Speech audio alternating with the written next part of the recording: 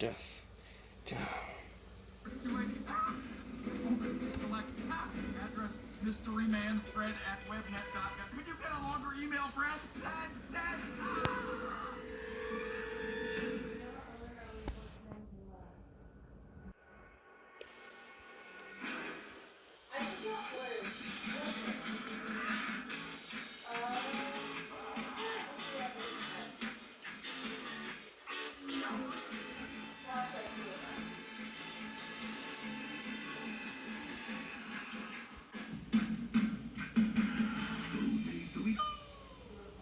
Then we discovered the water was 47 feet deep instead of 42 feet. It was clear that whoever was behind this did not, in fact, use the metric system as one would expect.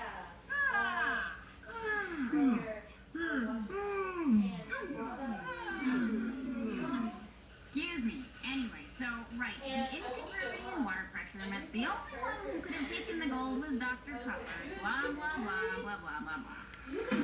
Look, I'm really sorry. I had no idea my plan was so boring. It sounded much more exciting on paper.